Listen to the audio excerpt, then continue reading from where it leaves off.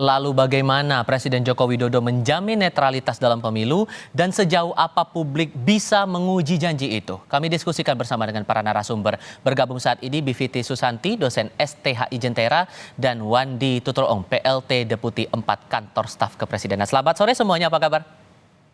Selamat sore, Mas. Terima kasih Selamat sudah sore, mau Ibu bergabung Putri. bersama kami kali ini. Saya ke Pak Wandi dulu kalau begitu. Ini ada yang bilang dari kubu TKN, dari tim suksesnya Paslon 02 bilang dukungan Jokowi ke Prabowo. Tapi Pak Ari Dwi Payana bilang bahwa tidak ada penjelasan spesifik Jokowi berpihak kepada paslon tertentu. Jadi posisinya sebenarnya Pak Jokowi netral atau sudah berpihak ke paslon tertentu nih, Pak Wandi? Waduh, ini saya disuruh menanggapi opini ya. Iya, Ya, karena saya ada kira kalau dua pendapat yang berbeda nih. ya saya kira itu orang bisa berpendapat berbeda karena kan namanya juga sedang kontestasi di dalam tahun politik. Silakan saja. Kalau kami dalam konteks kerja di kantor staf presiden, tentu kita harus mendukung netralitas, mendukung agenda-agenda yang masih harus berjalan.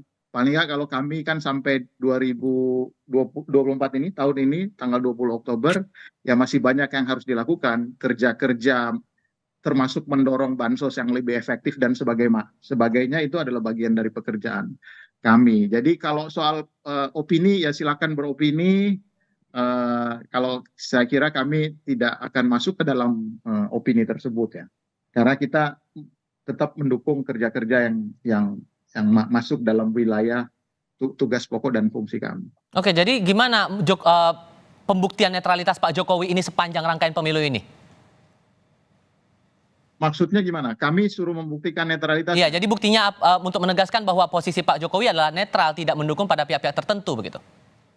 Uh, Ya, yang penting kan kerjanya selama sampai saat ini dan sampai dengan 2024, kami juga di KSP sebagai kantor staf presiden, ya kita tunjukkan dengan kerja saja. Jadi apa yang sedang dilakukan saat ini, ya itu harus merupakan bentuk dari netralitas. Nah, itu juga kami tunjukkan misalnya di kantor kami juga kan ada beberapa yang nyalek dari semua paslon ya, yang pendukung paslon 1, 2, 3 ada semua tuh di kantor staf presiden. Nah itu juga sebagai bagian dari netralitas mereka memutuskan untuk cuti misalnya. Saya kira itu yang bisa saya sampaikan kalau dari perspektif di kami ya. Oke. Kalau dari Mbak Bivit sendiri melihat ini yang klaim disampaikan oleh TKN itu sebatas kode saja atau memang bicara kenyataannya? Ini kan memang masalahnya kalau kita punya mungkin kita bisa bilang istilahnya petahana dalam selimut gitu ya, alias incumbent in disguise gitu. Karena memang Pak Jokowinya tentu saja secara konstitusional tidak bisa nyalon lagi, tapi kita semua paham bahwa ada hubungan keluarga dengan Gibran ya, anak sama bapak ya. Jadi saya paham posisi Pak Wandi memang tidak bisa berkomentar di luar kewenangannya, tapi logika dasar kita saja, instinctively pun begitu, kalau saya punya anak saya mau maju dalam sebuah kontestasi, pasti saya akan mendukung anak saya, gitu. Jadi kalau buat saya sih diisyaratkan atau tidak oleh TKN, sebenarnya situasinya cukup jelas. Seorang ayahnya itu akan selalu mendukung apapun yang dilakukan oleh anaknya, dan itulah yang sebenarnya membuat dari awal kita mesti kasih wanti-wanti, nepotisme ini tidak boleh dilakukan. Jadi kalau ada narasi, ya nanti kan tergantung nanti masyarakat memilihnya siapa, ini bukan dinasti politik. Ini kan buktinya bahwa kita nggak bisa membicarakan hal yang normatif seperti itu ketika kenyataannya tentu saja seorang petahana akan punya tangan-tangan administrasi pemerintahan mulai dari KSP sampai dengan Satpol PP yang pegawai honorer, tapi menurut Undang-Undang ASN sebenarnya bagian dari administrasi pemerintahan. Oke. Nah, jadi kalau buat saya mungkin itu isyarat, tapi tanpa dikasih isyarat itu pun kita paham situasinya ada nepotisme di sini. Oke, ada juga kan beberapa ASN yang menyatakan dukungan pada paslon tertentu juga nih Mbak Bivit. Jadi bagaimana kemudian Presiden harusnya bisa membuktikan bahwa dia memang netral begitu untuk rangkaian pemilu ini? Ya, kalau soal membuktikan itu memang kita agak repot ya, karena dua hal nih. Pertama, pembuktiannya sebenarnya ada di siapa. gitu. Apakah ya orang yang dituduhkan atau orang yang menuduh gitu. Tapi yang kedua juga nanti kita akan berbicara soal aspek hukumnya. Ya seperti kita bisa lihat dari pernyataan Pak Wandi tadi, kalau bicara aspek hukumnya ya nggak ada yang bisa dikomentari. Karena secara hukum seakan-akan tidak ada yang dilanggar. Karena kalau kita bicara hukum kan nanti definisinya, Hmm. kemudian wewenangnya siapa, dan seterusnya. Jadi saya kira yang bisa kita lakukan adalah mengawasi langsung di lapangan nanti seperti apa. Misalnya saya setuju bansos, dari dulu kita punya bansos. Tapi yang kita harus perhatikan kemudian adalah waktu bansos diberikan, apakah, dan itu sudah ada yang membuktikan juga ya melalui video-video yang sudah beredar, apakah ada yang bilang bansos ini untuk siapa? Atau misalnya ada kunjungan katanya sebagai kapasitas menteri, tapi apakah ada upaya lain yang dilakukan? Itu semua sebenarnya hanya bisa dibuktikan di lapangan.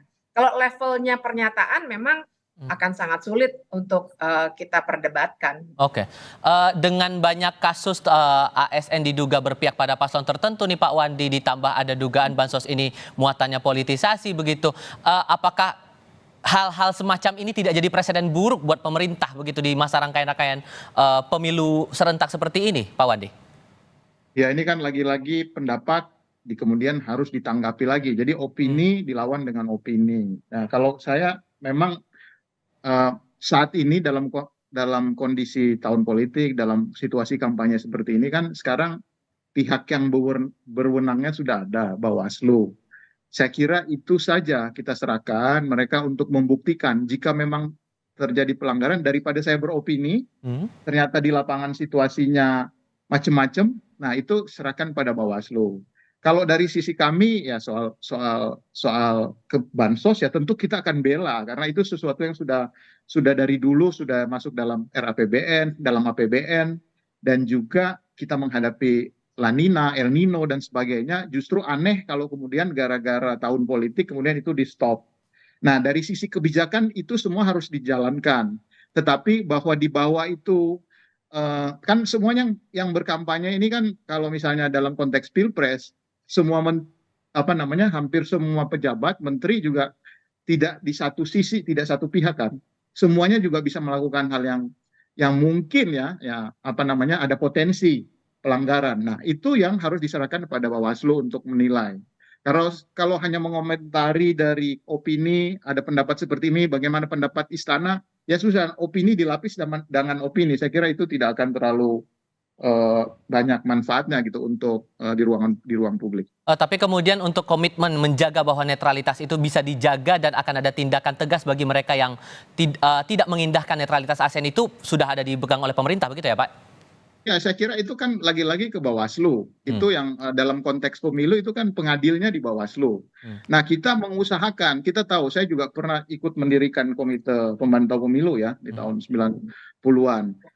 Ada banyak juga pelanggaran terjadi dari sejarah, kita tidak menutup mata.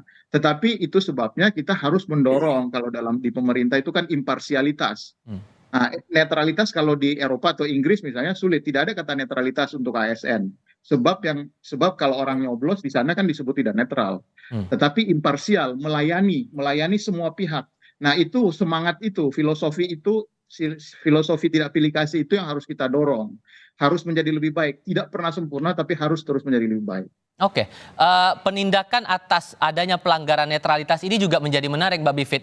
Dari kasus-kasus yang ada, bentuk penindakannya sejauh ini menurut Anda sudah cukup tegas atau masih akan jadi PR besar sampai rangkaian-rangkaian pilkada bahkan untuk di bagian akhir, di paruh akhir tahun 2024 ini? Ya, jadi sebenarnya tadi kata kuncinya sudah diberikan tuh, penindakan. Jadi salah satu cara untuk membuktikan memang inkonsistensi atau maksud saya konsistensi penindakan. Dan itu sebenarnya ada di salah satunya di tangan Bawaslu. Tapi kita juga jangan lupa kalau kita berbicara netralitas ASN, kita sebenarnya berbicara di dua rezim atau kerangka hukum. Yang pertama kerangka hukum pemilu yang memang wewenangnya Bawaslu, tapi ada kerangka hukum kedua yaitu kerangka hukum ASN dan administrasi pemerintahan. Nah, jadi saya kira oke, Bawaslu kita bisa dorong terus saja ya karena itu lembaga independen. Tapi dari pihak pemerintah sebenarnya yang bisa dilakukan adalah untuk jangan cuma imbauan gitu ya, jangan nggak boleh jari-jari segala macam, tapi tunjukkan kalau perlu bikin mekanisme khusus dengan segala transparansinya, mungkin dengan whistleblowing system bisa mengadukan, bukan ke Bawaslu-nya saja, tapi kalau ada misalnya ya tadi ada perkara Satpol PP atau yang lainnya, Ya. itu bisa bikin sistem yang membuat masyarakat bisa mengadukan. Nah, paling tidak itu salah satu caranya untuk membuktikan dalam tanda kutip ya, kalau main kata-kata bener Pak Wandi, kita nggak bisa berdebat di situ. Makanya Oke. cara pemerintah untuk menunjukkan mereka netral harusnya membuat sistem di mana semua hal yang seperti itu terjadi bisa langsung ditindaklanjuti, Oke. termasuk kalau misalnya menteri menyalahgunakan wewenangnya Baik. untuk kepentingan siapapun, Mhm. dia harus segera memberikan penjelasan kepada publik apa Ya. yang tengah dilakukan dan untuk kepentingan siapa. Oke, baik. Terima kasih Mbak Bivitri Susanti dan Pak Wadi untuk perspektif yang dibagikan bersama kami kali ini. Selamat sore Terima kasih, semuanya. Mas Iqbal.